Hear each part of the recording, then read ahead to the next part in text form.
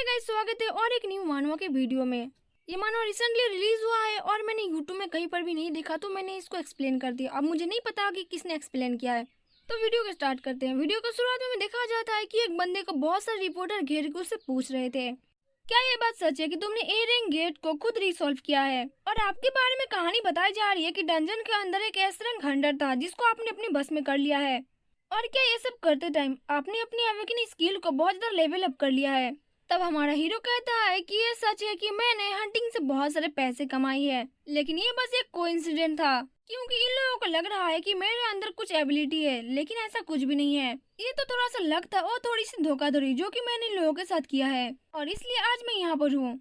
और अगर शॉर्ट में कहूँ तो मैं बस एक कचरा हूँ जो मुझे कुछ भी नहीं आता। लेकिन ये रिपोर्टर मुझे पता नहीं कि किस बारे में पूछ रहे हैं। मुझे तो ये भी समझ में नहीं आ रहा कि रिपोर्टर किस चीज के बारे में ज्यादा पूछते हैं। तब एक रिपोर्टर उससे पूछता है कि आगे आने वाली योजनाओं के बारे में आपका क्या प्लान है।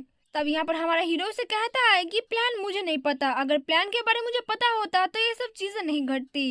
जबकि वो अपने मन के अंदर सोच रहा था, क्या हो कि अगर इनको पता चल जाए कि मैं एक एफ रैंक हंटर हूँ, तो सबसे पहले जो एस रैंक हंटर होते हैं वो मेरे साथ नहीं रहेंगे, और जबकि वो मेरे गर्दन भी उड़ा सकते हैं। तो टॉप रैंकर एनिमी होते हैं जिनके साथ मैं पहले गेट में जाता था, वो तो पहले मुझे जाने नहीं देंगे, और क्या पता वो मुझे छोड़ेंगे भी नहीं। और क्या पता कि इस सब चीजों के अंदर मैं कर्ज हो जाऊं, और अगर मैं श्रापित हो गया तो फिर मेरा क्या होगा। लेकिन अब मैं क्या करूं और इस सिचुएशन से मैं बाहर कैसे निकलूं? जबकि इसकी वीडियो लाइव चल रही होती है और यूट्यूब में सारे लोग कमेंट कर रहे थे कि ये बहुत ज्यादा रूड है, जबकि किसी किसी को इसका एटीट्यूड अच्छा लग रहा था। जबकि रिपोर्टर उसे अभी भी नहीं छोड़ रहे थे। वो उसे पूछ रहे थे, क्या ये बात सच है कि तुमने हंटिंग के अंदर कुछ हेर फेर किया है और तुमने लोगों को धोखा दिया है? तो अगर ऐसा है तो क्या तुम एसोसिएशन को कुछ जवाब देना चाहोगे? रिपोर्टर उसे चिल्ला चिल्ला कर पूछ रहे थे कि तुम सच बताती हो कि नहीं। लेकिन हमें देखने को मिलता है कि हमारा मेन लीड यहाँ पर एक शब्द भी नहीं बोलता और वो अपना सर नीचे कर लेता है। जबकि यहाँ पर रिपोर्टर उसे बता रहे थे, ऐसे किसी भी हंटर को ऐसा नहीं करना चाहिए, लोगों को अंधेरे में नहीं रखना चाहिए, ये तो बहुत ज्यादा बेकार चीज है, इसकी जॉब में ये चीजें शोभा नहीं देती।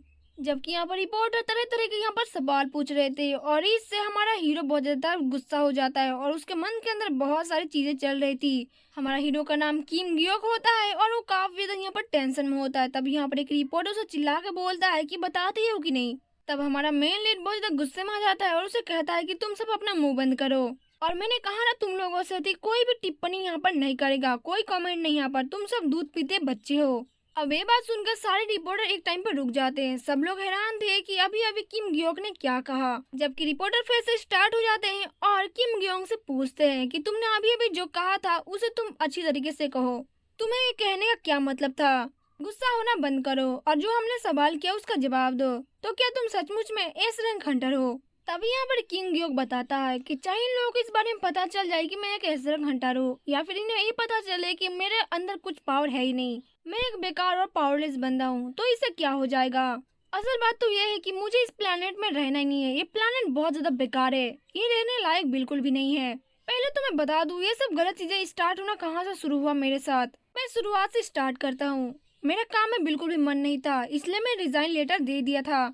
और सबसे पहले मैं अपने व्यूअर को ये बात बता दूं कि मैं एक इंसान नहीं हूँ और ना ही इस ग्रह का हूँ। ये मेरा प्लेनेट नहीं है, धरती मेरा निवास की जगह नहीं है। मेरा ग्रह था प्लेनेट के सबसे उछले छोर पर, जिसका नाम था अल्पोहारी। और हाँ, ये रहा मैं, ये जो नीला पीला जो चमकता हुआ जेलीफिश टाइप का कुछ दिख रहा है वही मैं हूँ। और ये जो प्लेनेट है वो मैजिकल सिविलाइजेशन से भरी पड़ी है, और मैं इस प्लेनेट का सबसे महान जादूगर था, यानी कि सबसे कामयाब, सबसे ज्यादा स्ट्रांग और सिग्निफिकेंट। तो अचानक से मेरे दिमाग में एक दिन ये ख्याल आया कि मैंने ये जॉब छोड़ना है।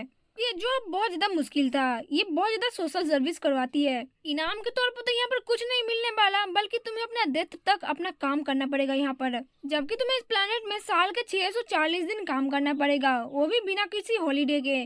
और सैलरी तो तुम भूल ही जाओ।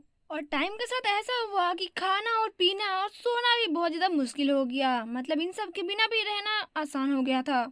देखा जाए तो ओवर टाइम लाइफ का एक ओवर पार्ट हो गया था, और इसी वजह से मेरी तबीयत भी बहुत ज्यादा खराब होने लगी थी। लेकिन सही टाइम पर मैंने काम को छोड़ दिया।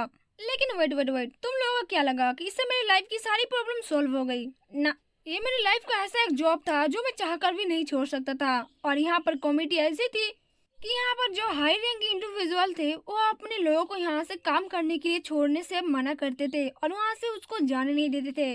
और उस एजेंसी ने हमारे साथ कुछ ऐसा किया था कि अगर तुम टेलीपोर्ट होकर कहीं पर जाना चाहोगे या फिर यहाँ से भागना चाहोगे तो तुम्हारे सर के अंदर एक ऐसी घंटी बजेगी जिससे तुम्हें काफी ज्यादा दर्द होगा।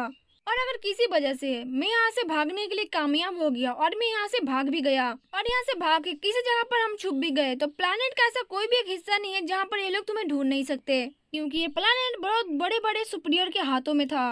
लेकिन अगर क्या हो कि मैं अपने सुपीरियर को ही मार दूं, तो मैं ऐसा कुछ भी नहीं कर सकता, ये इम्पॉसिबल है। और तुम लोग भी ऐसा कुछ मत सोचना, क्योंकि सेम प्लेनेट होने के नाते मैं ऐसा कुछ भी नहीं कर सकता, रूल के खिलाफ है। क्योंकि ये चीज मेरे ऊपर भी लागू होता है। इवन मैं यहाँ पर सुसाइड भी नहीं कर सकता, क्योंकि वो मेरे लिए बहुत ज्यादा डिफिकल्ट है। जबकि ये सब चीजें मैं सोच ही रहा था कि कैसे मैं यहाँ से रिजाइन करूँ, तब एक चीज मेरे दिमाग में आया। जो एजेंसी के लोग हैं वो बॉडी के ऊपर कंट्रोल कर सकते हैं लेकिन सोल के अंदर नहीं। तो क्या हो गया अगर मैं अपनी सोल को यहाँ से दूर भेज दूँ तो? क्योंकि अभी तक ऐसा कोई भी मैजिक पावर नहीं बना है जो कि सोल को रोक सके।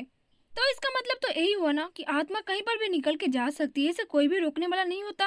अब मैं बता दूं, तुम लोग हंसना मत, लेकिन ऐसा सोचते सोचते 10 साल निकल गया। मैं करूं कि ना करूं, मुझे नहीं करना चाहिए, क्या मैं हार मान लूं? नहीं नहीं, मुझे कंपनी में जाना चाहिए, चलो करता हूँ। अब बहुत सारे पावर और मैजिक चीजें यूज करने के बाद फाइनली मैंने एक मैजिक ढूंढी निकाला जो कि आत्मा को मेरी बॉडी से सेपरेट करके किसी एक दूसरे प्लेनेट पर ले जा सकती है जहाँ पर मुझे कोई भी ढूंढ नहीं सकता। अगर ये चीजें वर्क कर गई तो मैं बहुत ज्यादा सक्सेसफुल हो जाऊंगा।